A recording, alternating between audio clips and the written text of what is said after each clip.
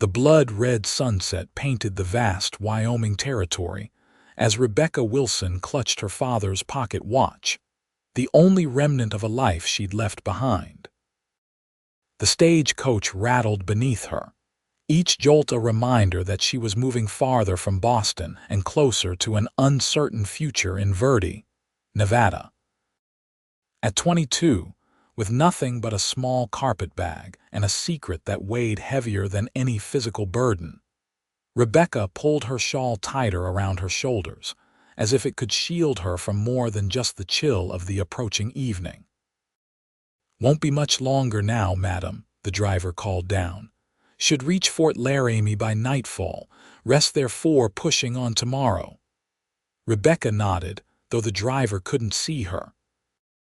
The other passengers, a merchant who talked endlessly of silver mines, and an elderly couple heading to visit their son, had fallen asleep, leaving her alone with her thoughts. Her hand drifted to her abdomen, a gesture that had become habitual over the past 3 months. 3 months pregnant, unmarried, and disowned by her family. The scandal would have destroyed the Wilson name in Boston society. Her father, Judge Wilson, had given her a choice: marry the elderly widower who'd agreed to claim the child as his own or leave. Rebecca had chosen the latter, selling her mother's pearl earrings for a ticket west. Her aunt in Verde had written once of a small property she owned. It wasn't much, but it was something. The stagecoach hit a particularly deep rut, jerking Rebecca from her thoughts. The merchant awoke with a snort. "Injun's been restless round these parts," he mumbled, wiping spittle from his beard. "Good thing we got an escort waiting at the fort." Rebecca's stomach tightened. She'd heard the stories, of course. Attacks on stagecoaches, settlers massacred.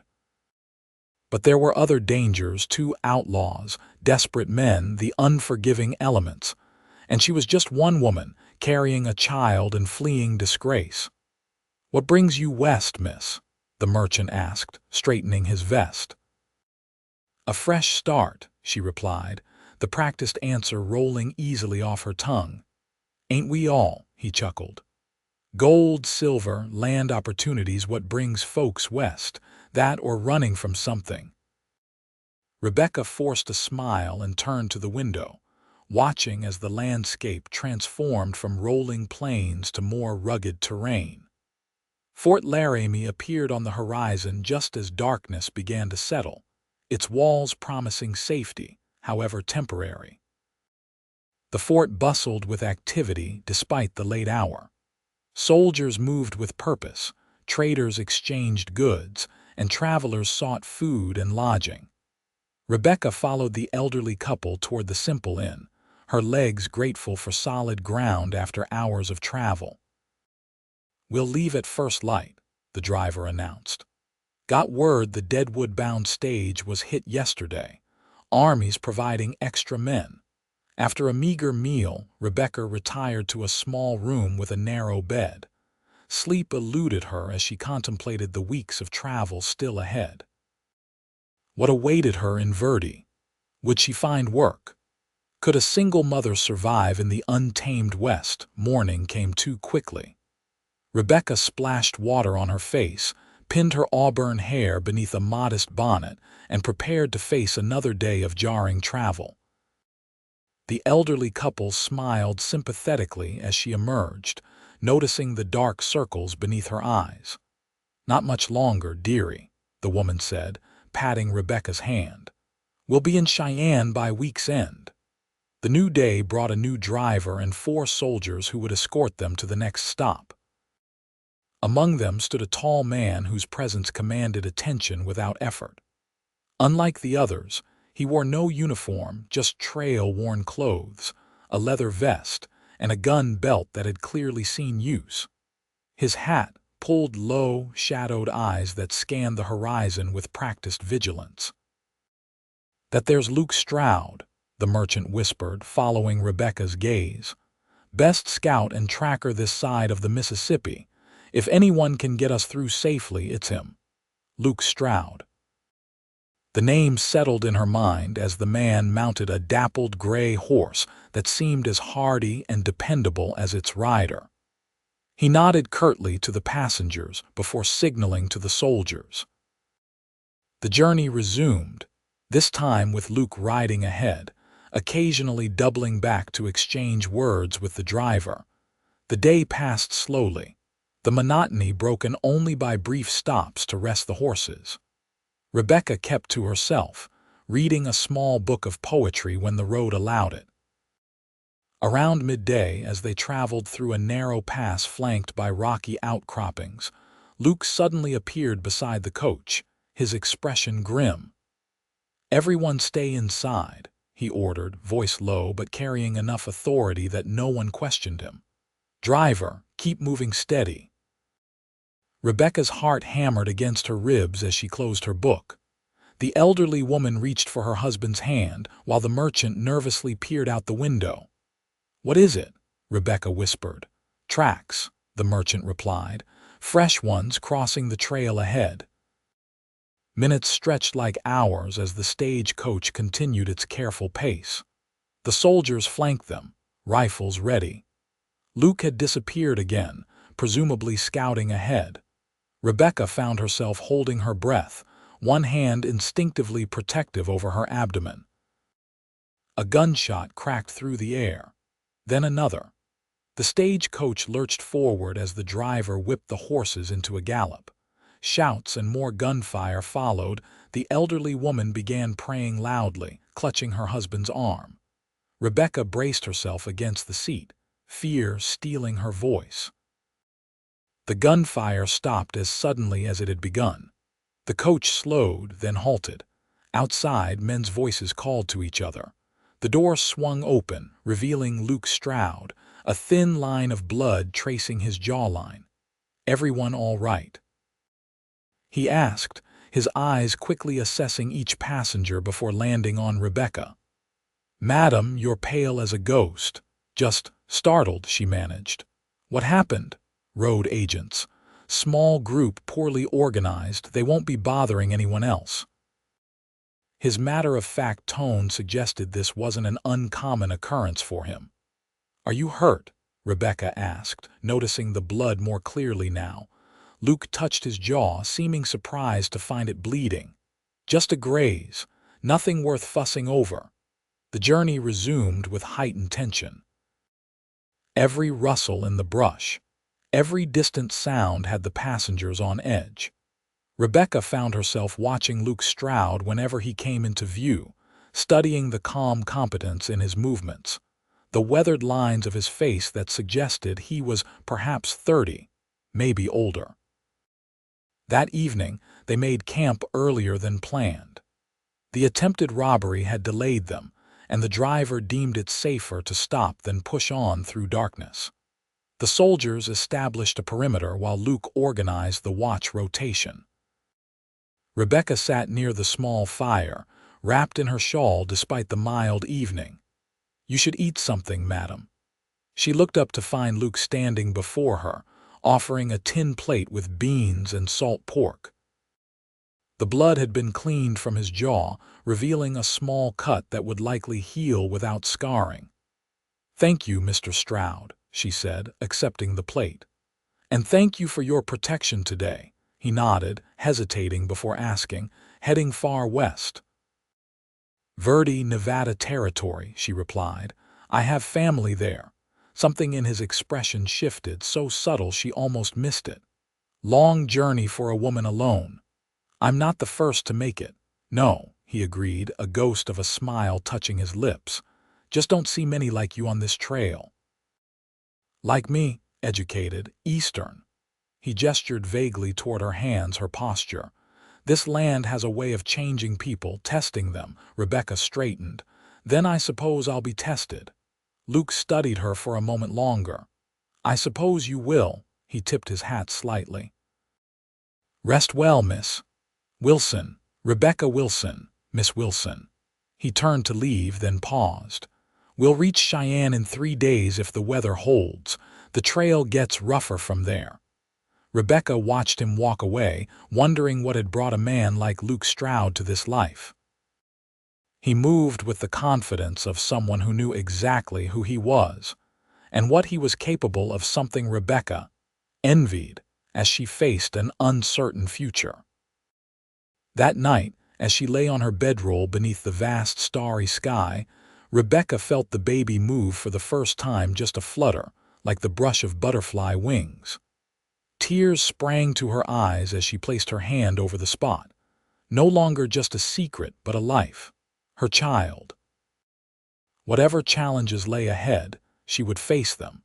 She had to. The next morning brought clear skies and renewed determination. Rebecca repacked her belongings efficiently, having learned from previous days how to make the most of limited space. As she lifted her carpet bag, a sharp pain shot through her lower back, causing her to gasp. "Allow me, Miss Wilson." Luke appeared at her side, taking the bag before she could protest. "You all right?" "Just a twinge," she said quickly. "From sleeping on the ground, I suspect." His eyes narrowed slightly, assessing her with that keen gaze that seemed to miss nothing. "Journey west isn't kind to anyone, least of all," he stopped himself, seeming to reconsider his words. "Least of all women," Rebecca finished for him, a challenge in her voice. "Least of all those unprepared for its hardships," he corrected. "Man or woman?" The day's travel proved him right.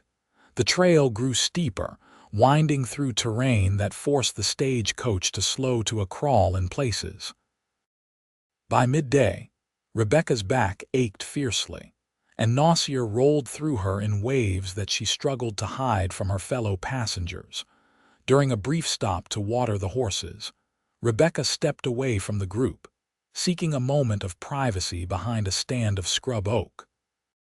The pain intensified suddenly, doubling her over. Panic gripped her heart. Was something wrong with the baby, Miss Wilson? Luke's voice, concerned but respectful, came from several yards away. "You've been gone a while. Everything all right?" Rebecca straightened, willing her voice to remain steady. "Fine, thank you. I'll be along shortly." But as she took a step, dizziness swept over her. The world tilted alarmingly, the ground rushing up to meet her. Strong arms caught her before she fell, the scent of leather and wood smoke surrounding her as Luke lifted her effortlessly. "You're not fine," he said quietly, his voice rumbling against her ear. "Please," she whispered. The other's understanding flashed in his eyes. With a nod, he called out to the group. "Miss Wilson's feeling the heat a bit. Going to help her to some shade. Be back shortly." He carried her to a small clearing sheltered by a rocky overhang, setting her down gently on a flat stone. Without a word, he uncorked his canteen and offered it to her. Rebecca drank gratefully, the cool water easing her nausea slightly. "Thank you," she said, returning the canteen. "I'll be fine in a moment." Luke crouched before her, his expression unreadable. "This isn't the first spell you've had." It wasn't a question. Rebecca looked away, unwilling to lie but unable to share her secret. Luke sighed, rubbing a hand across his stubbled jaw. "I've escorted many people west, Miss Wilson, seen all types carrying all manner of burdens." His voice softened. "Some burdens are meant to be shared." The simple statement, delivered without judgment, broke something in Rebecca. Tears welled in her eyes, spilling over before she could stop them. She pressed a hand to her mouth, mortified by her lack of control. "I'm with child," she whispered, the words barely audible. 3 months along. "My family. They turned me away, the father." She shook her head, unable to continue. Luke remained silent, his expression unchanging except for a subtle softening around his eyes. He offered a clean bandana, which Rebecca accepted gratefully. "Does anyone else know?" he asked finally. "No. And I'd prefer to keep it that way, at least until I reach Verdi." He nodded, standing to his full height. "You'll need to eat more, rest when you can, and tell me if you feel unwell again. No need to suffer in silence." Relief washed over Rebecca, followed quickly by wariness. "Why would you help me? You don't know me." Luke looked toward the distant mountains, his profile sharp against the blue sky. "Out here we look after our own. Right now that includes you and your child." He offered his hand to help her up. "Can you walk?" "Yes, I think so." She stood carefully, steadier now. "Mr. Stroud, Luke," he said simply. "Just Luke is fine." "Luke," she repeated, the name feeling strange yet comfortable on her lips. "Thank you." They walked back to the stagecoach in companionable silence. The elderly woman gave Rebecca a concerned look as she climbed aboard, but asked no questions. The merchant had fallen asleep, his hat pulled low over his eyes. As the journey resumed, Rebecca found herself watching Luke more closely, noticing how he positioned himself to keep the stagecoach in sight while scouting ahead, how his hand never strayed far from his revolver. That night when they made camp, Luke brought her dinner again, this time with an extra portion of beans and a dried apple he must have been saving. He sat nearby as she ate, cleaning his rifle with practiced efficiency. "How far along did you say?" he asked quietly, eyes on his task.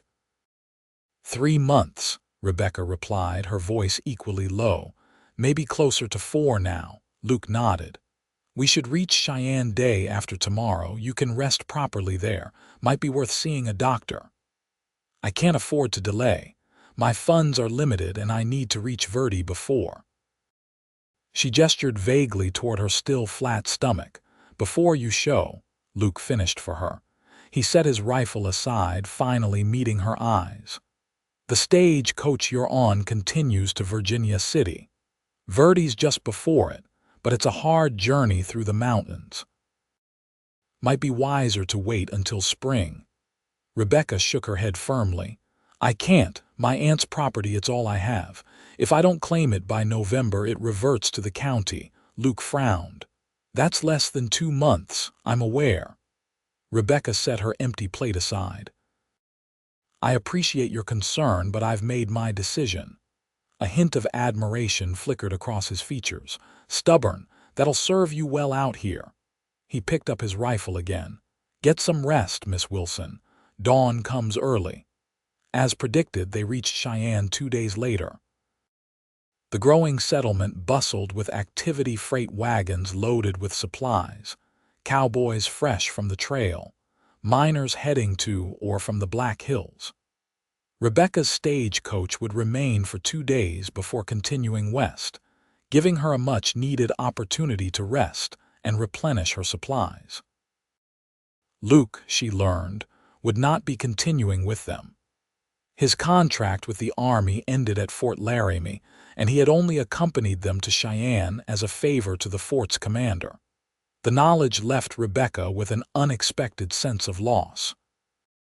After securing a room at the hotel, a luxury compared to camping, Rebecca ventured to the general store. She needed warmer clothing for the mountain crossing and food that would keep during the journey.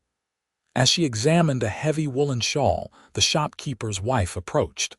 "Heading west, dear?" The plump woman asked kindly. "Yes, to Verde," Rebecca replied. "Oh my, that's quite a journey still, especially this time of year." The woman looked her up and down. "You traveling alone?" Rebecca nodded, used to the question by now. "Well, you'll want this then." She pulled out a small revolver, barely larger than Rebecca's hand. "Ladies' model, 5 shots, simple to use." Rebecca stared at the weapon. She'd never fired a gun in her life. I couldn't possibly." "Out here, a woman needs protection," the shopkeeper's wife insisted. "My Henry taught me to shoot the day after we wed. Said he might not always be around to help." She demonstrated how to hold the gun. Simple as can be. After some persuasion and a brief lesson, Rebecca purchased the revolver along with the shawl and other necessities. The weight of it in her reticule felt foreign and frightening, but also strangely reassuring. That evening, as Rebecca dined alone in the hotel restaurant, a familiar figure appeared at her table.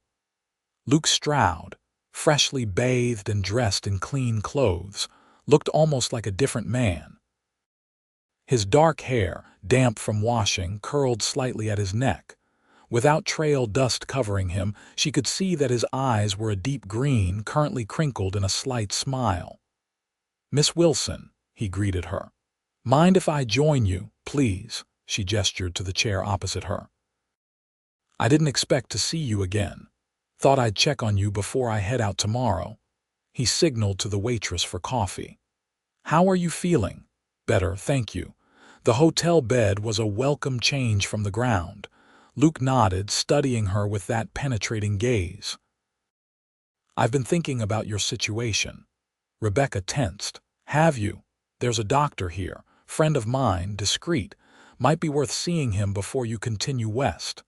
"I told you I don't have time to delay." Luke leaned forward, lowering his voice. "I'm not suggesting you stay.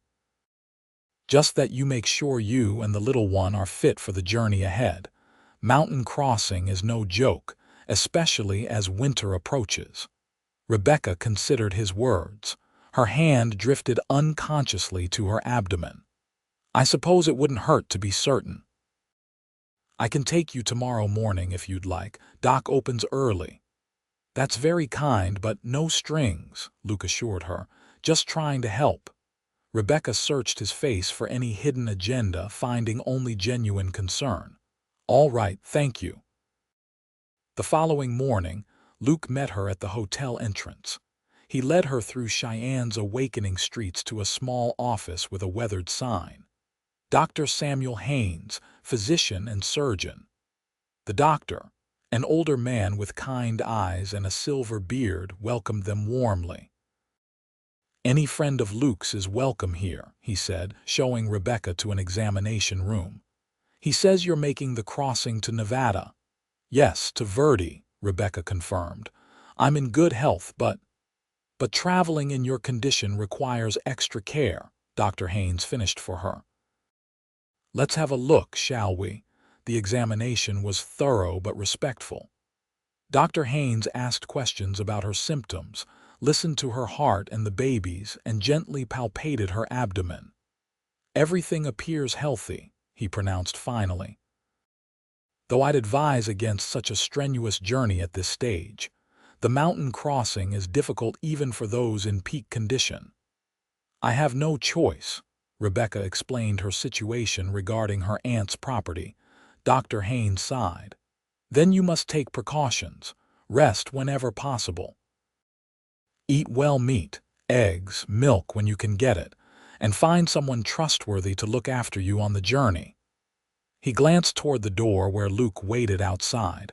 "Your husband seems concerned for your welfare." Rebecca blushed deeply. "Mr. Stroud isn't my husband, he's a friend who's been kind enough to assist me." The doctor raised an eyebrow but made no further comment. Instead, he prepared a small package of medicinal herbs. "For nausea and to strengthen the blood. Steep in hot water, drink twice daily." Rebecca thanked him and paid his modest fee. When she emerged, Luke stood from his chair, his expression questioning. "All is well," she assured him. "The doctor says we're both healthy." Relief crossed his features. "Good. That's good." They walked back toward the hotel in companionable silence.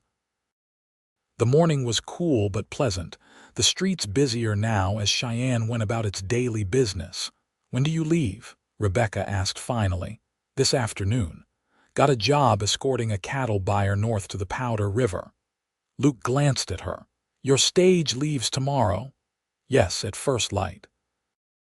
The driver says we should reach Fort Bridger in about 2 weeks, weather permitting, then on through the mountains." Luke stopped walking, turning to face her fully. "Rebecca," he said, using her given name for the first time. "That stage runs through some of the roughest country in the territory. Indian land outlaws, whether that can change in minutes. I'm aware of the dangers. Are you?" His voice held no condescension, only genuine concern. "Have you ever seen a mountain blizzard? Ever had to outrun men who'd kill you for the clothes on your back?" Rebecca lifted her chin. "No." but neither had you once. We all face our firsts eventually. A reluctant smile tugged at his lips. Fair point. He sighed, removing his hat and running a hand through his hair. I don't like the thought of you facing all that alone. The sincerity in his voice touched something deep within Rebecca. For a moment, she allowed herself to imagine what it might be like to have someone like Luke Stroud by her side, strong, capable, kind beneath his weathered exterior. I appreciate your concern, she said softly. But I've made my choice. I'll reach Verdi one way or another. Luke studied her face, seeming to search for something. Whatever he saw must have satisfied him, for he nodded and replaced his hat. Well then, Miss Wilson, I wish you safe travels. He extended his hand. Rebecca took it, surprised by the gentleness of his grip. And you, Mr. Stroud. They parted at the hotel, Rebecca watching as Luke walked away, his tall figure soon lost among the crowd. An unexpected sense of loss settled over her. In the brief time she'd known him, Luke Stroud had shown her more kindness than many who'd claimed to care for her. That night, as Rebecca packed her belongings for the early departure, a knock came at her door. Hand moving instinctively to her new revolver, she approached cautiously. Who is it? Luke Stroud, Miss Wilson. Surprised, she opened the door to find him standing there, hat in hand. Mr. Stroud, I thought you'd left. Change of plans, he said simply. May I come in for a moment? What I have to say shouldn't be discussed in the hallway. Rebecca hesitated, then stepped aside. Propriety demanded she leave the door open, but curiosity won out. She closed it softly behind him. Luke stood awkwardly in the center of the small room, turning his hat in his hands. I've been thinking about your situation. So you said earlier. I've decided to escort you to Verdi. Rebecca stared at him, certain she'd misheard. I beg your pardon. I've spoken with the stage company. They've agreed to hire me as an additional guard through to Virginia City. I'll make sure you reach Verdi safely. But your other job. The cattle buyer found him another guide. Man I trust. Luke set his hat on the table. The truth is, I can't in good conscience let you make that journey without protection. Not in your condition, not with winter coming on. Rebecca sank onto the edge of the bed, overwhelmed. Why would you do this? You hardly know me. Luke's expression softened. I know enough. I know you're brave, facing the unknown for your child's sake. I know you're determined, willing to cross a continent alone rather than accept a life that wasn't of your choosing. He paused. And I know what it's like to be alone when you most need someone at your back. The sincerity in his voice left no room for doubt. This wasn't charity or obligation, it was one human recognizing another's need and choosing to help.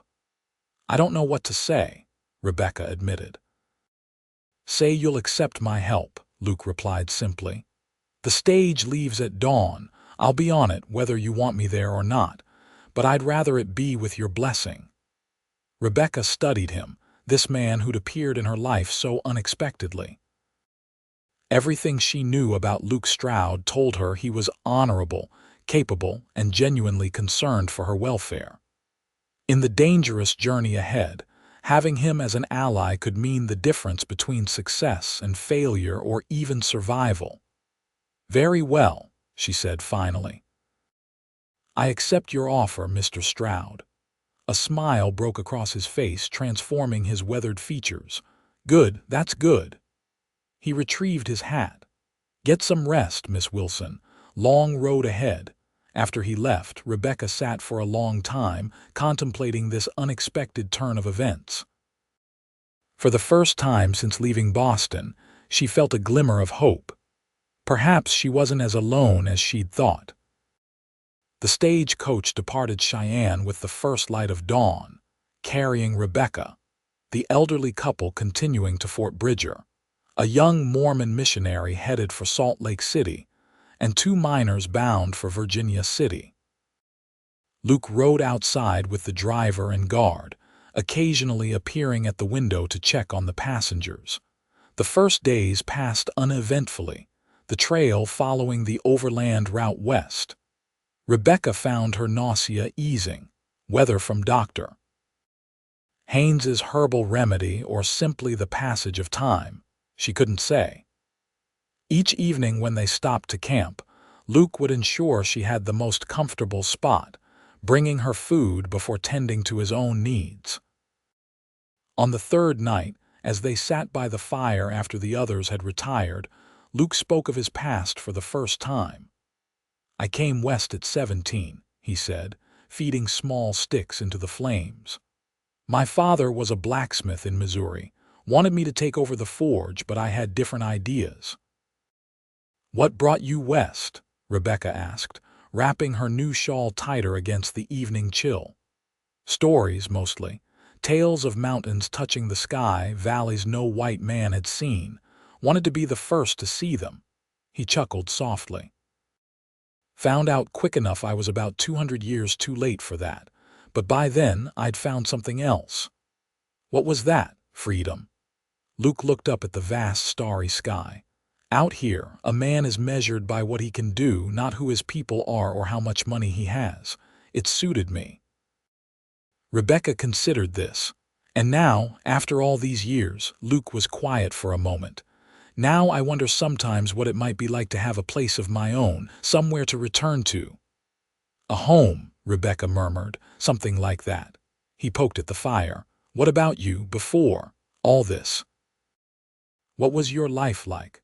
Rebecca thought of Boston, of her father's grand house on Beacon Hill, the endless social obligations, the carefully orchestrated courtships designed to forge advantageous alliances between families. "Comfortable," she said finally, "but constrained. Every aspect of my life was determined by others: what I wore, who I spoke to, what was considered acceptable conversation for a young lady. And you didn't fit that mold." A wry smile touched her lips. "Not entirely, no. I enjoyed reading more than needlepoint, preferred discussing politics to the latest fashions. My mother despaired of ever making a proper lady of me." "Sounds like you were born for the West," Luke observed. "Out here, practical skills matter more than social graces." "We'll see," Rebecca replied, suddenly unsure. "I know nothing of frontier life. I can't hunt or track or build a fire." "You can learn." Luke's confidence was unwavering. "And you have other skills. You can read, write, cipher. Those are valuable too." His faith in her abilities warmed Rebecca more than the fire. They talked long into the night, sharing stories of their respective lives, finding unexpected common ground despite their different backgrounds. The days fell into a pattern as they continued west. The stagecoach would travel from dawn until dusk, stopping at relay stations to change horses and at larger settlements to exchange passengers and mail. Luke remained a constant, his vigilant presence a comfort as they moved through increasingly rugged territory. At Fort Laramie, they learned of Indian activity to the north, though the trail ahead was reported clear. The elderly couple left them there, replaced by a journalist from New York who peppered Luke with questions about frontier life. Rebecca noticed how Luke's answers became increasingly terse, his patience wearing thin with the man's romanticized notions of the West. "Is he always writing in that little book?"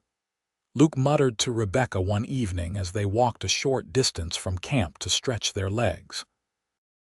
"Apparently he's gathering material for a series of articles," Rebecca replied. "The Untamed Frontier, he calls it." Luke snorted.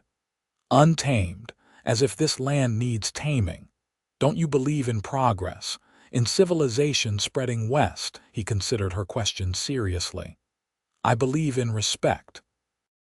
For the land, for those who were here first. Progress that destroys isn't progress at all." Rebecca studied him in the fading light. "You're not what I expected when I first saw you at Fort Laramie." "Oh, and what did you expect, Miss Wilson?" A hint of amusement colored his voice. "Someone less thoughtful, I suppose. Most men I've known who carry guns for a living don't spend much time pondering the philosophical implications of westward expansion. Luke laughed, a warm, genuine sound that Rebecca realized she'd rarely heard from him. Maybe you just haven't known the right gun-carrying men. Their eyes met, and something shifted between them, a recognition, perhaps, of growing feelings neither was ready to acknowledge. Rebecca looked away first, suddenly conscious of their isolation from the others. "We should head back," she said softly. "It's getting dark." Luke nodded, but as they turned toward camp, he gently caught her arm. "Rebecca." She looked up at him, heart quickening at his use of her given name. "I want you to know," he said, his voice low, "that whatever happens, whatever your plans are once we reach Verde, I'll respect them. I'm here to see you safely to your destination, nothing more."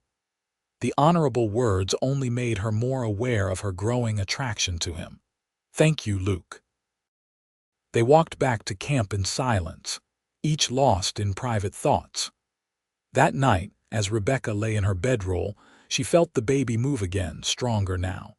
Her hand rested on the small swell of her abdomen, visible only to her when she changed clothes. Her child would be born in Verde, far from Boston society and its judgments, would grow up under wide western skies, perhaps never knowing the confines Rebecca had escaped. The thought brought both relief and apprehension. What kind of life could she provide alone? And yet, she wasn't entirely alone anymore. Luke's steady presence had become a comfort she hadn't anticipated. But he was a wanderer by nature, a man of the open trail. Whatever kindness he showed her now, she couldn't expect it to continue once they reached Verde. His duty would be fulfilled, and he would move on to the next job, the next adventure. The realization brought a surprising ache to her heart. As they approached Fort Bridger, the terrain grew more challenging. The weather turned colder, with frost greeting them each morning. The stagecoach struggled on steeper inclines, forcing passengers to walk alongside to lighten the load. Rebecca did her best, but found herself tiring quickly. Luke noticed her fatigue and often walked beside her, offering his arm for support without drawing attention from the others. Small kindnesses that meant more than grand gestures ever could. At Fort Bridger, they received troubling news. Early snow had fallen in the mountains ahead, making the passage treacherous. The stage company was considering suspending service until conditions improved. How long? Rebecca asked the station manager, trying to keep the panic from her voice. "How long before travel resumes?" the weathered man shrugged. "Could be a week, could be a month. Can't say for certain. Nature has her own timetable out here." Rebecca calculated quickly. Even a week's delay would leave her dangerously little time to reach Verde before the November deadline. And a month would mean certain failure. Luke found her later sitting alone on a bench outside the trading post, her expression distant as she stared toward the snow-dusted mountains to the west. "There are other routes," he said without preamble. "Longer, but possibly passable." Hope flared briefly. "How much longer?" 2, maybe 3 weeks additional travel, south through Salt Lake, then west through the desert. Rebecca's shoulders slumped. "Too long. The property reverts on November 1st, even if we left tomorrow on the southern route." "We wouldn't make it in time," Luke finished for her. He sat beside her on the bench. "What if I went ahead, secured the property on your behalf?" "How? You have no legal right to claim it," Luke frowned thoughtfully. "What exactly does the document say about who can claim the property?" "That it passes to me as my aunt's nearest living relation, provided I claim it in person by November 1st. Otherwise, it reverts to Washoe County to settle outstanding taxes." "In person," Luke repeated. "No provision for a representative, a husband perhaps." Rebecca stared at him, understanding dawning. "Luke, are you suggesting?" "A marriage of convenience," he said calmly, as if discussing the weather. "On paper only. It would give me the legal right to claim the property on your behalf. Once that's done and you arrive, we could easily dissolve the arrangement." Rebecca's mind raced. "But why would you do this? Tie yourself to someone you barely know, even temporarily?" Luke met her gaze steadily. "Because I've come to care what happens to you, Rebecca, and to your child. Because I believe you deserve a chance at the life you're fighting so hard to build." He paused. "And because I'm in a position to help, so I should." The simple honesty of his answer touched Rebecca deeply. Here was a man offering significant help with no apparent agenda beyond kindness. In her experience, such men were rare indeed. "It's a generous offer," she said carefully, "but I couldn't ask you to delay your own plans further." "You're not asking, I'm offering." Luke stood, stretching his tall frame. "Think about it.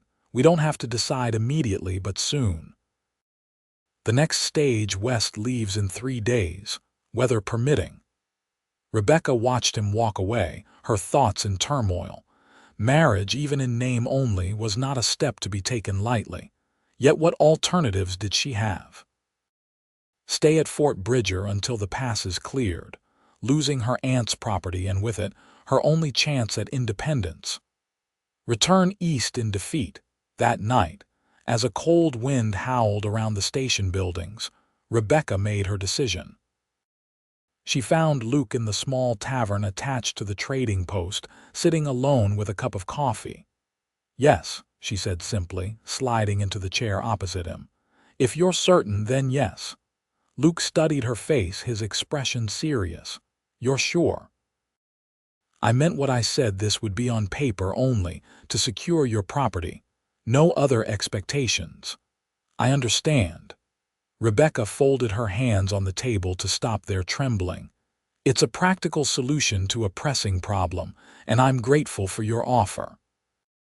Something flickered in Luke's eyes, disappointment. Relief? She couldn't tell. He nodded once decisively. "There's a circuit judge here until tomorrow. We could do it in the morning if that suits you." "So soon?" "The sooner it's done, the sooner I can get on the next stage west." Luke's voice was gentle but firm. "Time is our enemy here, Rebecca." She nodded, reality settling over her. "Tomorrow, then." The following morning dawned clear and cold.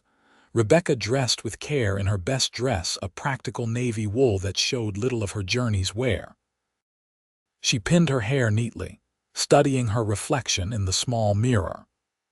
Pale but composed, she looked like a woman making a rational decision rather than one grasping at her only chance for security. Luke met her outside the judge's quarters, dressed in clean clothes, his dark hair still damp from washing. He'd shaved, revealing a strong jawline usually hidden beneath stubble. The effect was striking. He looked younger, less weathered, almost handsome in a rugged way. "You look nice," he said awkwardly, hat in hand. "As do you," Rebecca replied, equally uncomfortable. They stood in awkward silence until the judge's clerk appeared, ushering them inside. Judge Henry Monroe was a portly man with shrewd eyes and a no-nonsense manner. He conducted the brief ceremony with efficient dispatch, witnessed by his clerk and the fort's chaplain. "Do you, Luke Stroud, take this woman to be your lawfully wedded wife?" The judge peered at Luke over his spectacles. "I do." Luke's voice was steady, his eyes on Rebecca. "And do you, Rebecca Wilson, take this man to be your lawfully wedded husband?" Rebecca swallowed hard. "I do." "Then, by the authority vested in me by the territory of Wyoming, I pronounce you husband and wife." The judge closed his book with a snap. "You may kiss the bride." Luke hesitated, clearly uncertain. Rebecca solved his dilemma by offering her cheek, which he brushed with his lips in the briefest of contacts. The judge nodded approvingly, having seen nothing unusual in their reserve. After signing the marriage certificate and paying the judge's fee, they emerged into the bright morning sunlight as husband and wife. Rebecca felt strangely disconnected from reality, as if watching herself from a distance. "Mrs. Stroud," Luke said quietly, testing the name. "That will take some getting used to," Rebecca admitted. "You don't have to use it if you don't want to. This is just a legal formality, remember, of course." She straightened her shoulders. "What happens now? I've secured passage on tomorrow's stage. With luck, I'll reach Verdi by the end of the month, well before your deadline." Luke glanced at the mountains looming to the west. "You should stay here until the northern pass clears. It's safer, especially in your condition." Rebecca nodded, though the thought of weeks alone at Fort Bridger while Luke traveled ahead was daunting. "And once you've secured the property, I'll wait for you there. Get things ready." He hesitated. "Unless you'd prefer I move on once that's done." The question held more weight than its simple words suggested. Was he offering to remain in her life beyond their practical arrangement, or simply asking her preference for their inevitable parting? "I think," Rebecca said carefully, "that we should discuss that once I arrive in Verdi." Much could change by then. Luke accepted this with a nod. Sensible approach. They spent the rest of the day separately, each processing the significant step they'd taken. That evening they dined together at the fort's small restaurant, conscious of curious glances from other patrons. "People are staring," Rebecca murmured, uncomfortable under the scrutiny. "Newly married couple tends to draw attention," Luke replied, seeming unbothered, "especially when the bride is as lovely as you." Rebecca blushed at the unexpected compliment. "I hardly look my best after weeks on the trail. Beauty isn't about fancy dresses or elaborate hairstyles," Luke said matter-of-factly. "It's about strength, courage, determination. By those measures, you're the most beautiful woman at Fort Bridger." His sincerity robbed Rebecca of response. This man, her husband in name, only saw her more clearly than anyone ever had. Later, as Luke walked her to her quarters, an awkward moment arose. As a married couple, they were expected to share accommodations. Luke solved the problem by loudly mentioning to the proprietor that his wife needed rest after their journey, while he had business to discuss with the stage manager. "I'll see you in the morning," he told Rebecca at her door. "My stage leaves at first light." "I'll be there to see you off," she promised. Alone in her small room, Rebecca touched the simple gold band Luke had somehow procured for their ceremony. Her husband. The word felt foreign, unnatural. Yet there was comfort in it too, in no longer being entirely alone, in having someone who cared what became of her, even if their arrangement was temporary. Morning came too quickly. Rebecca dressed hurriedly and made her way to the stage depot, where Luke was already loading his few possessions. "I was afraid I'd miss you," she said, slightly breathless from her rush. Luke turned, his expression softening at the sight of her. "I wouldn't have left without saying goodbye." They stood awkwardly, neither quite knowing the proper protocol for their unusual situation. Finally, Luke reached into his coat pocket and withdrew an envelope. "The marriage certificate," he explained, handing it to her, "and some money, not much but enough to see you through until you can join me in Verdi." Rebecca took the envelope, surprised by its weight. "Luke, I can't accept." "You can and you will," he said firmly. "You're my wife now, at least on paper. That means I provide for you." He held up a hand when she began to protest. "Consider it a loan if it makes you feel better. You can repay me once you're settled." His pragmatic approach eased her pride somewhat. "Very well, thank you." The stage driver called for passengers to board. Luke hesitated, then reached out to take Rebecca's hand. "Take care of yourself, and the little one." His other hand moved as if to touch her stomach, then stopped, returning to his side. "I'll have things ready when you arrive." Rebecca squeezed his hand. "Be safe, Luke." He nodded, then leaned down to press a gentle kiss to her forehead, a gesture so unexpected and tender that tears sprang to Rebecca's eyes. Without another word, Luke climbed aboard the stagecoach. As it pulled away, he looked back once, raising his hand in farewell. Rebecca stood watching until the stage disappeared around a bend, her hand unconsciously touching the spot where his lips had been. The days at Fort Bridger passed slowly. Rebecca befriended the blacksmith's wife, a kind woman named Martha who took her under her wing, teaching her practical skills like bread making and simple sewing. When Rebecca cautiously revealed her pregnancy, Martha responded with practical advice rather than judgment. "First one's always the hardest," she said matter-of-factly. "Your body don't know what it's doing yet, but women been having babies since the beginning of time, so you'll manage just fine." 2 weeks after Luke's departure, the northern pass was declared passable again. Rebecca secured passage on the first stagecoach west, eager to be moving toward Verdi and toward Luke. During their separation, she'd found herself thinking of him constantly, wondering how he was faring, if he'd reached their destination, if he was safe. The journey through the mountains proved as challenging as predicted. Steep ascents forced passengers to walk alongside the stage, and narrow passages had Rebecca holding her breath as wheels edged perilously close to sharp drop-offs.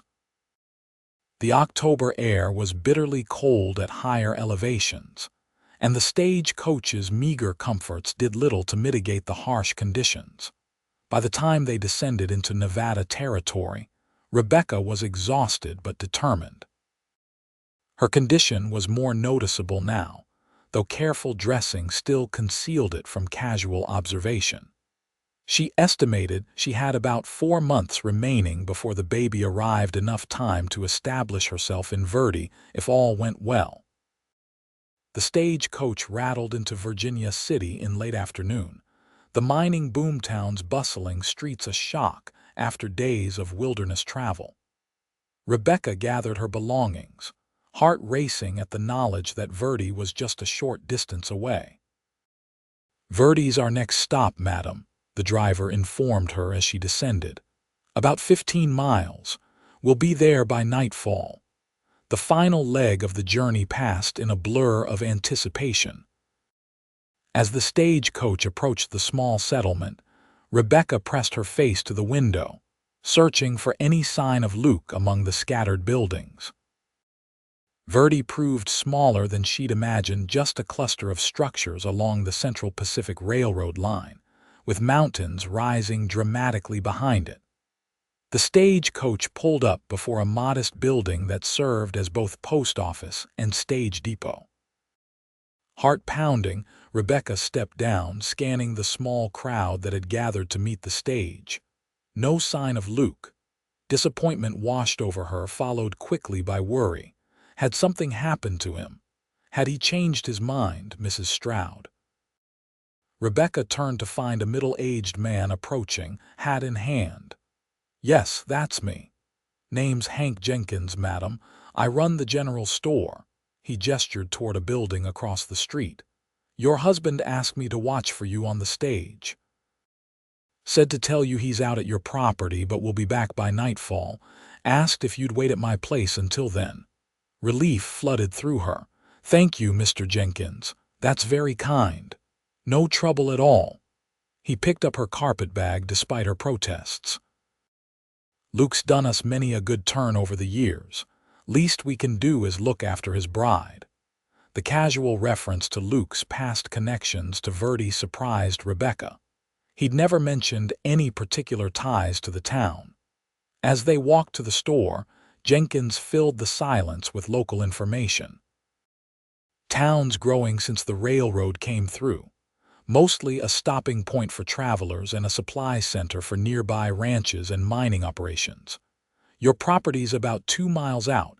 Nice spot with good water and some decent grazing land. "You're familiar with my aunt's place?" Rebecca asked. Jenkins nodded. "Knew Sarah Wilson, yes, madam. Good woman. Ran that place on her own after her husband passed, right up until she took sick last year. Rebecca felt a pang at the mention of the aunt she'd never met. I wish I'd known her. She'd be pleased it's staying in the family, Jenkins assured her. Was worried the county would take it for taxes. Your husband got there just in time from what I hear. At the general store, Jenkins introduced Rebecca to his wife, Emma, who immediately took charge, settling her in their back parlor with tea and freshly baked bread. Rebecca was grateful for the kindness, though increasingly anxious as the hours passed with no sign of Luke. Finally, as darkness fell, the store's bell jangled. Through the parlor doorway, Rebecca saw Luke enter, removing his hat as he spoke quietly with Jenkins. He looked tired, his clothes dusty from travel but whole and well. Something in her chest loosened at the sight of him. He turned, catching sight of her in the doorway. For a moment they simply looked at each other, both uncertain of the proper greeting after weeks apart and the unusual circumstances of their relationship. "Rebecca," he said finally, crossing to her, "you made it safely." "Yes." She smiled, suddenly shy. The pass cleared sooner than expected. Luke nodded, his eyes taking in every detail of her appearance. "You look well. The journey wasn't too difficult, challenging at times but manageable." She hesitated, conscious of the Jenkins's interested observation. "Mr. Jenkins tells me you've been at the property, getting things ready," Luke confirmed. "It needed some work to be properly habitable." He glanced at the darkened windows. "It's too late to go out there tonight. I've taken a room at the boarding house for you." "For us, you mean?" Rebecca corrected quietly, mindful of appearances. "We are married, after all." A flicker of surprise crossed Luke's features before understanding dawned. "Of course, for us." After thanking the Jenkinses for their hospitality, they walked the short distance to the boarding house, a two-story building that served as Verdi's only accommodation for travelers. The night air was cool but not unpleasant, stars brilliant overhead in the clear sky. "I secured the property," Luke told her as they walked. "Filed all the necessary papers in Carson City. It's legally yours now, or rather ours, according to the documentation." "Thank you," Rebecca said sincerely. "I don't know how to repay you for everything you've done." Luke shook his head. "No repayment necessary, just keeping my word." At the boarding house, the proprietor, a widow named Mrs. Fletcher, showed them to a small but clean room on the second floor. As soon as the door closed behind her, Luke addressed the obvious issue. "I'll sleep on the floor," he said immediately, setting down Rebecca's bag. "You take the bed." Rebecca glanced at the narrow bed, then back at Luke's tall frame. "That hardly seems fair. You've been working all day." "I've slept on worse," he assured her, removing his coat. "It's no hardship." An awkward silence fell between them. Despite technically being husband and wife, they were essentially strangers forced into unexpected intimacy. "Tell me about the property," Rebecca said finally, sitting on the edge of the bed. "What's it like?" Luke's expression relaxed as he described her inheritance. "Small cabin, solidly built. About 40 acres, mostly undeveloped but with good potential. Stream running through one corner provides reliable water. Previous owner, your uncle, I guess, started an orchard that's still producing some apples and pears." "It sounds lovely." "It needs work," Luke cautioned. "I've repaired the roof and fixed the worst of the damage, but there's plenty more to be done. Winter's coming on and it gets cold here in the mountains." Rebecca nodded, determination setting her jaw. "I'm not afraid of work." Luke studied her, a small smile playing at his lips. "No, I don't suppose you are." That night, despite Rebecca's protests, Luke made a pallet on the floor with spare blankets. They lay in darkness, each acutely aware of the other's presence. "Luke," Rebecca's voice was soft in the darkness. "Yes." "What happens now, with us I mean?" Luke was silent so long that Rebecca wondered if he'd fallen asleep. Finally, he spoke, his voice thoughtful. "That depends on what you want, Rebecca. Our arrangement was for me to help secure your property. I've done that. If you want me to move on now, I will." The thought of Luke leaving, of facing her new life and impending motherhood alone, filled Rebecca with unexpected dread. "And if I don't want that?" Another long pause. "Then I'll stay. Help you get established, at least until the baby comes." It wasn't a declaration of love or even a promise of permanence, but it was enough for now. "I'd like that," Rebecca said quietly, "if you're willing." "I am." The simple affirmation held a weight that reassured her more than elaborate promises could have. The following morning, they set out for the property after a hearty breakfast at the town's small cafe. Luke had arranged for a wagon to transport Rebecca's belongings and some supplies from Jenkins' store. As they left Verdi behind, the road wound through pine forests with mountains rising dramatically on all sides. "It's beautiful," Rebecca breathed, taking in the rugged landscape. So different from Boston's manicured parks and ordered streets, yet magnificent in its wild grandeur. "Wait till you see it with fresh snow," Luke said, handling the wagon team with easy confidence. "Whole world turns white and quiet, like nothing you've ever seen." The property appeared around a bend, a small clearing nestled against the foothills, with a modest log cabin set back from the road. An ancient apple tree stood in the yard, its branches still holding a few late-season fruits. Beyond the cabin, Rebecca could see the glint of water in the stream Luke had mentioned, and beyond that, a gentle slope rising toward pine-covered mountains. "It's perfect," she whispered, emotion tightening her throat. After months of uncertainty and fear, here at last was something tangible, a place of her own where she could build a life for herself and her child. Luke helped her down from the wagon, his hands strong and steady at her waist. "It's not much to look at yet," he cautioned, "but it has potential." The cabin's interior was simple, but sound: a main room with a stone fireplace, a small adjoining bedroom, and a lean-to that served as a kitchen. Luke had clearly been hard at work. The floors were swept clean, the fireplace laid ready for lighting, and the windows had been repaired with new glass. "You did all this?" Rebecca asked, running her hand over a newly built shelf. Luke shrugged, looking almost embarrassed. "Wanted it to be ready for you." For the first time, Rebecca allowed herself to really look at this man who had become her husband. Not just his physical attributes, though those were certainly appealing, but the care with which he'd prepared this place for her. The respect he showed for her independence, even while offering his support, the integrity that seemed to guide his every action. "Thank you, Luke," she said softly. "For everything." Something shifted in his expression, a softening, a vulnerability quickly masked. "Let's get your things inside before the weather turns. Clouds coming in from the west usually mean rain."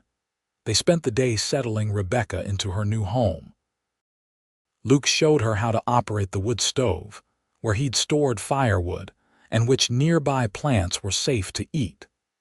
By evening, the cabin felt remarkably like home, with Rebecca's few possessions arranged to best advantage and a stew simmering on the stove. As they sat before the fire after dinner, Luke broached a subject that had clearly been on his mind. "We should discuss sleeping arrangements," he said, his tone carefully neutral. "There's only the one bedroom, but I can make up a bed out here by the fire." Rebecca considered this. Propriety suggested they should maintain separate sleeping quarters, yet they were legally married. And something in her rebelled at the thought of Luke sleeping on the floor again when there was a perfectly good bed available. "The bed is large enough for two," she said finally, surprising herself with her boldness. "If we're to continue this arrangement, it seems impractical for one of us to be uncomfortable when we could both rest adequately." Luke's eyebrows rose slightly. Are you sure? I don't want you to feel obligated in any way. I don't, Rebecca assured him. This is a practical solution, nothing more. We're adults capable of sharing a sleeping space without complications. Luke studied her face, seeming to search for any sign of uncertainty. Finding none, he nodded. All right. But if you change your mind at any point, just say the word. That night, they retired to the bedroom together, an experience so domestic and yet so strange that Rebecca felt almost lightheaded with the incongruity of it. Luke, ever the gentleman, turned his back while she changed into her nightgown, then slipped into bed wearing his underclothes, careful to stay on his side of the mattress. "Good night, Rebecca," he said quietly, his deep voice intimate in the darkness. "Good night, Luke." Despite her exhaustion, sleep eluded Rebecca as she lay acutely aware of Luke's presence beside her, the sound of his breathing, the warmth radiating from his body, the faint scent of soap and leather that seemed to cling to him. Eventually, lulled by his steady breaths, she drifted off. She woke in the gray light of dawn to find herself pressed against Luke's side, her head on his shoulder, his arm curled protectively around her. Sometime in the night, they had gravitated toward each other, seeking warmth or comfort or both. For a moment, Rebecca remained still, unwilling to break the peaceful intimacy of their position. Luke stirred, his eyes opening slowly. He blinked, seeming to register their closeness with surprise rather than discomfort. "Morning," he murmured, his voice rough with sleep. "Morning," Rebecca replied, equally softly. Neither moved immediately, suspended in a moment of unspoken acknowledgement that something was changing between them, something neither had anticipated when they entered their practical arrangement. Finally, Luke gently disentangled himself, sitting up with a slight clearing of his throat. "I'll get the stove going. Mornings turned cold." As he left the room, Rebecca remained in bed, her hand resting on the spot where he had lain, still warm from his body. The baby moved within her, a strong kick that brought a smile to her lips. "Good morning to you too, little one," she whispered. The days established a rhythm as autumn deepened toward winter. Luke worked from dawn until dusk, repairing fences, cutting and stacking firewood, reinforcing the cabin's walls against the coming cold. Rebecca took charge of the domestic sphere, cooking, cleaning, and learning from Emma Jenkins how to preserve the last of the garden's produce. Each evening they would share dinner by the fire, talking of their respective days, making plans for improvements to the property, occasionally reading aloud from one of Rebecca's books. At night, they continued to share the bed, though both carefully maintained their respective sides at least until sleep claimed them. Rebecca often woke to find herself in Luke's arms, a circumstance neither mentioned but both seemingly accepted. As November gave way to December, Rebecca's condition became impossible to hide. Her body changed daily, the baby growing strong and active within her. Luke never commented directly, but she often caught him watching her with a mixture of wonder and concern, particularly when she winced at the child's more vigorous movements. One evening, as they sat before the fire, the baby kicked so forcefully that Rebecca gasped, her hand flying to her side. "Are you all right?" Luke asked, instantly alert. "Fine," she assured him. "Just an enthusiastic kick." She hesitated, then made a spontaneous decision. Would you like to feel it?" Luke's eyes widened. "I wouldn't want to intrude." "It's not an intrusion if I'm offering," Rebecca said gently. She took his hand and placed it on the side of her belly, where the baby continued its acrobatics. Luke went absolutely still as he felt the movement beneath his palm. His expression transformed with awe, his usual reserve melting away. "That's incredible," he whispered. "He's strong, or she," Rebecca smiled, But yes, very strong and restless, especially at night. Luke's hand remained where she had placed it, his touch gentle yet sure. "Hello in there," he said softly, the simple greeting making Rebecca's heart contract with unexpected emotion. It was a turning point in their relationship, a moment of shared intimacy that went beyond their practical arrangement. That night when they retired to bed, Luke hesitated only briefly before drawing Rebecca into his arms, his hand coming to rest protectively over her abdomen. "Is this all right?" he asked, his breath warm against her hair. "Yes," Rebecca whispered, settling against him. "It's more than all right." As December progressed, snow came to the mountains, transforming their small property into the winter wonderland Luke had described. Rebecca found beauty in the stark white landscape, though the cold presented new challenges. Luke insisted she remain inside on the harshest days, taking on all outdoor chores himself despite her protests. "The baby's due in February," he reminded her when she objected to being treated like an invalid. "No sense risking your health now." His concern touched her, even as his protectiveness occasionally frustrated her independent nature. They had their first real argument when Rebecca insisted on accompanying him to town despite a threatening snowstorm. "It's too dangerous," Luke stated flatly, pulling on his heavy coat. "The trail could be impassable by the time we head back." "I haven't left this cabin in over a week," Rebecca countered. "I'm going stir-crazy, Luke, and I need to see Dr. Miller about the baby. I'll fetch the doctor if needed." "That's not the point. I'm not helpless despite being pregnant." Luke's expression softened. "I never said you were helpless, but my job is to keep you and the baby safe." "Your job?" Rebecca's temper flared. "Is that how you see this? As a job?" Luke ran a hand through his hair, frustration evident. "That's not what I meant." "Then what did you mean?" "Because sometimes I wonder if you're still just fulfilling your obligation to me, the promise you made to see me safely to Verdi and help me establish myself." The words tumbled out before Rebecca could stop them, revealing insecurities she hadn't fully acknowledged even to herself. Luke stared at her, his expression a complex mix of emotions. "Is that what you think?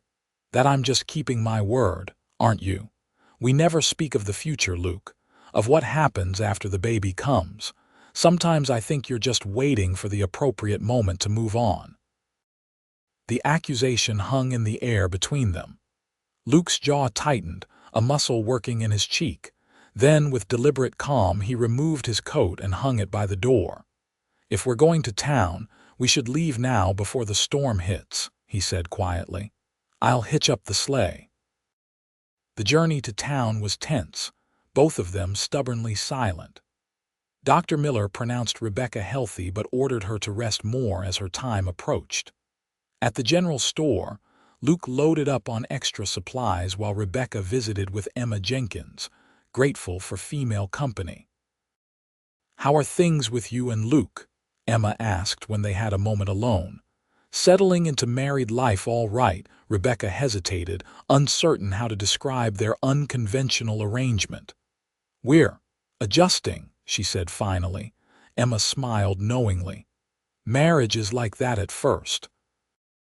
Two people learning to live together, each with their own ways. Takes time."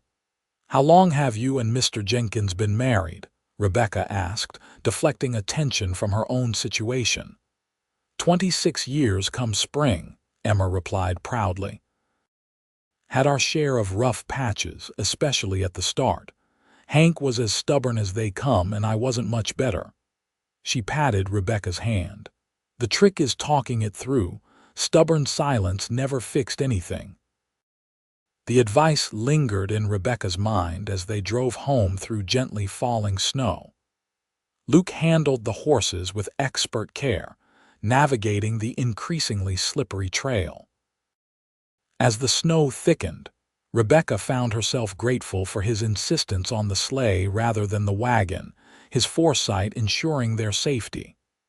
You were right about the weather, she admitted finally, breaking the silence between them. Luke glanced at her, surprise evident in his features. Doesn't mean you were wrong about needing to get out. We both had valid points. It was as close to an apology as either was likely to offer, and Rebecca accepted it with a nod. Emma says the key to marriage is communication. A small smile touched Luke's lips. Wise woman, Emma Jenkins. She and Mr. Jenkins have been married 26 years. That's quite an achievement out here. Rebecca gathered her courage. Luke, I need to know. What happens after the baby comes? What are your plans? Luke was quiet for so long that Rebecca feared he wouldn't answer. Finally, as the cabin came into view through the swirling snow, he spoke. I don't have plans beyond making sure you and the baby are safe and settled. He guided the horses into the yard with careful precision. Beyond that, I suppose it depends. On what? He turned to her, snowflakes catching in his dark hair. On whether you want me to stay. The simple statement held volumes of unspoken meaning. Rebecca's heart raced as she realized what he was offering, not just continued practical assistance, but the possibility of something more permanent. Something real. And if I did, she asked softly, want you to stay, I mean. Luke's eyes, green as summer pines, met hers steadily. Then I would. The snow fell heavier around them, creating a private world where only the two of them existed. Rebecca reached out, touching Luke's cold cheek with her gloved hand. I want you to stay, she whispered. Not because of our arrangement or because I need help with the property, but because I've come to care for you, Luke, more than I expected to, more than I thought possible. Luke caught her hand in his, turning to press a kiss to her palm. I started falling for you somewhere between Fort Laramie and Cheyenne, he admitted. Tried not to, knowing your situation, knowing you might never see me as anything more than a temporary solution to a difficult problem. And now? Rebecca asked, hardly daring to breathe. Now I know better. Luke's free hand came up to cup her cheek, his touch infinitely tender. I love you, Rebecca. Not just the baby, though I've grown to love him too, but you, your courage, your determination, your heart. Tears filled Rebecca's eyes, blurring her vision. I love you too, she whispered. So much that it frightens me sometimes. Luke leaned forward, his lips finding hers in a kiss so gentle it was barely there, a question, a promise, a new beginning. Rebecca responded, her arms sliding around his neck as the kiss deepened, warming her despite the cold. The horses stamped restlessly, breaking the moment. Luke pulled back with a rueful smile.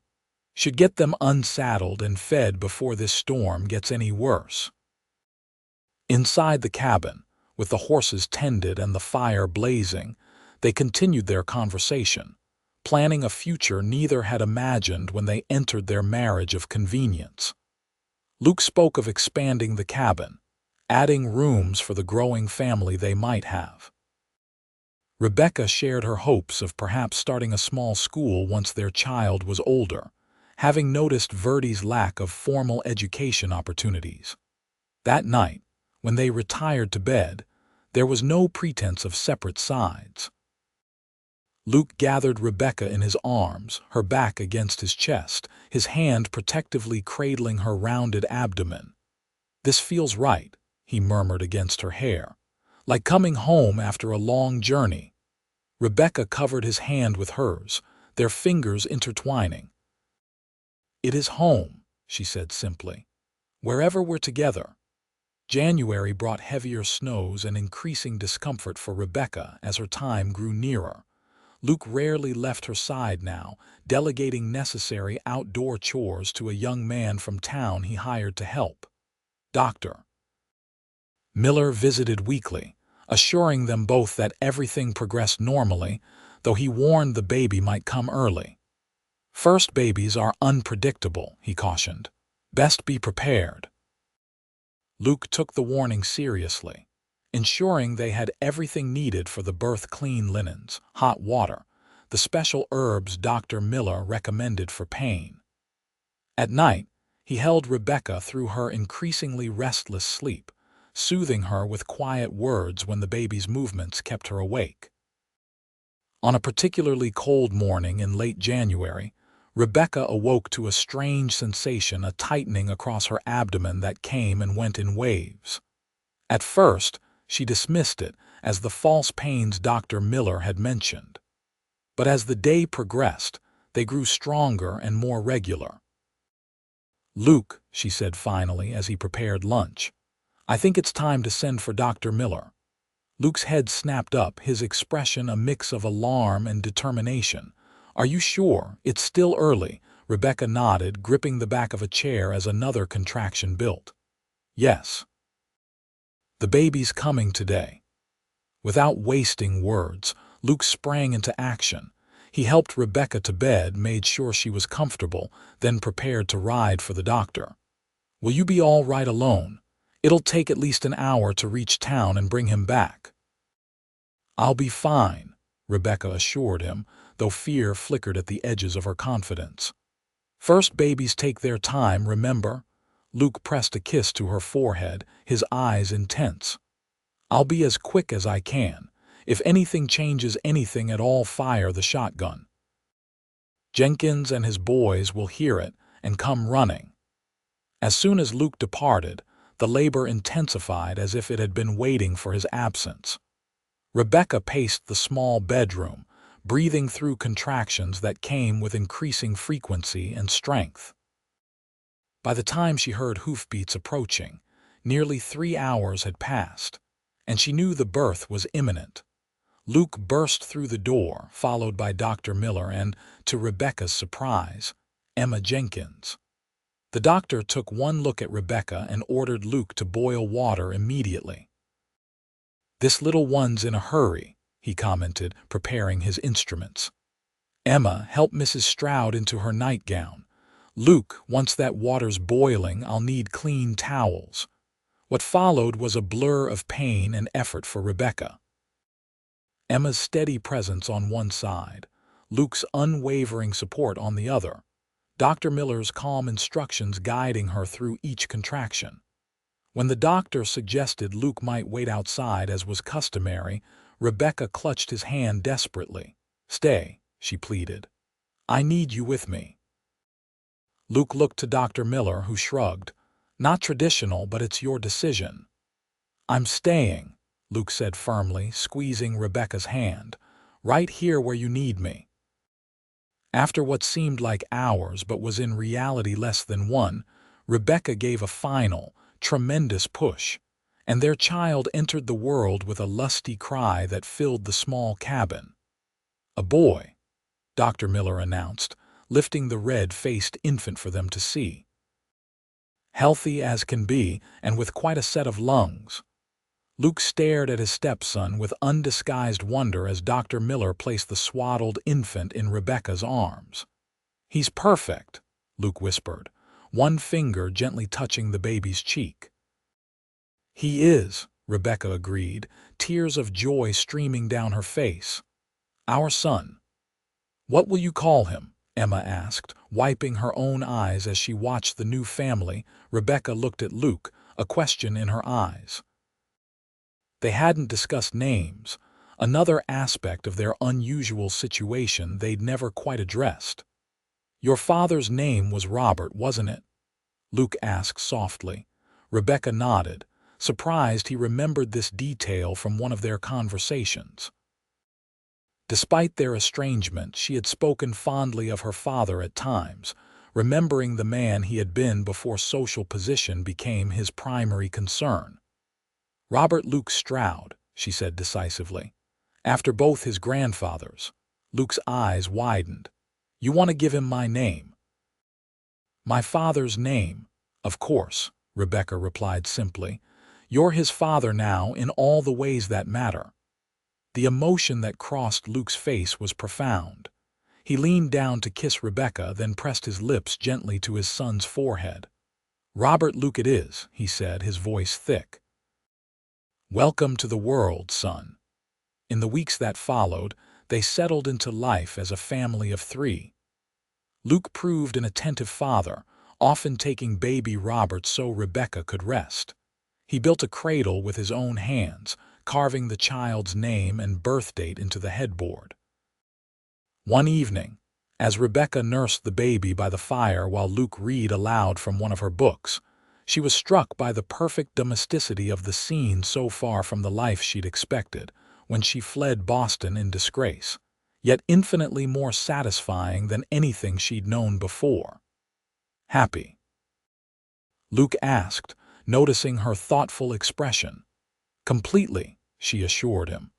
"Just thinking about how differently things might have turned out if you hadn't been at Fort Laramie that day." Luke set the book aside, coming to sit beside her on the small sofa he'd constructed during her pregnancy. "I believe we were meant to find each other," he said, his arms settling around her shoulders. "Some things are just meant to be. Like us." Rebecca leaned into his embrace, the baby drowsing at her breast, exactly like us. Luke pressed a kiss to her temple. "I've been meaning to ask you something." "What's that?" "When spring comes, I thought we might ride into Carson City. Make our marriage official not just on paper but in our hearts. Renew our vows, so to speak, now that we're truly choosing each other." Tears pricked Rebecca's eyes at the unexpected romantic gesture from her usually practical husband. "I'd like that very much." Luke's smile was tender as he gazed at her and their son. "I never expected to find a family out here. Thought I'd wander the Western Territories until old age or a bullet caught up with me. And now I know where I belong." His voice held absolute certainty. "Right here with you and Robert, and maybe someday with more little ones running around this place." Rebecca's heart swelled with love for this man who had begun as her protector and become so much more. "I'd like that too," she said softly. "A house full of children, our children." Outside, snow continued to fall on their small homestead, but inside all was warmth and love. Rebecca Wilson Stroud, once a disgraced Boston socialite fleeing west with a secret burden, had found not just safety but happiness in the most unexpected place, in the arms of a man who had seen her strength when she felt weakest, who had valued her courage when others saw only her shame. "Some burdens are meant to be shared," Luke had told her that day by the trail. How right he had been, though neither could have guessed then how completely their lives would intertwine, how perfect a partnership they would form. As spring approached, bringing new life to their land, Rebecca and Luke planned their vow renewal ceremony. Robert grew stronger daily, his father's green eyes bright with curiosity about the world. When summer came, they held a small celebration at their expanded cabin with the Jenkinses, Dr. Miller, and a few neighbors as witnesses. Under a bower of wildflowers, with their son in Emma's arms nearby, Rebecca and Luke pledged themselves to each other not out of necessity this time, but from love freely given and gratefully received. "I take you, Rebecca, as my true wife," Luke vowed, his voice steady and sure, "to love and cherish all the days of my life." "And I take you, Luke, as my true husband," Rebecca responded, "with all my heart for all our days." Their story, which had begun with a secret burden and an offer of help, continued to unfold in the years that followed. The orchard expanded. The cabin grew to accommodate 2 more children, daughters with their mother's auburn hair and their father's determined spirit. Rebecca established a small school that eventually grew into Verdi's first proper educational institution. Luke's skills as a builder and his knowledge of the territory made him a valued member of the growing community. And on quiet evenings, when the children were asleep and they sat together on the porch watching the stars appear over the mountains, Rebecca would sometimes think of that desperate young woman who had boarded a stagecoach bound west, carrying a secret she couldn't share. How frightened she had been, how alone. "What are you thinking about?" Luke would ask, knowing her thoughtful expression. About how far we've come, Rebecca would reply, leaning against his shoulder. And how grateful I am that you taught me some burdens aren't meant to be carried alone. Luke's arm would tighten around her, his kiss a promise kept every day of their lives together. Best lesson I ever learned myself, he'd murmur. Right here with you,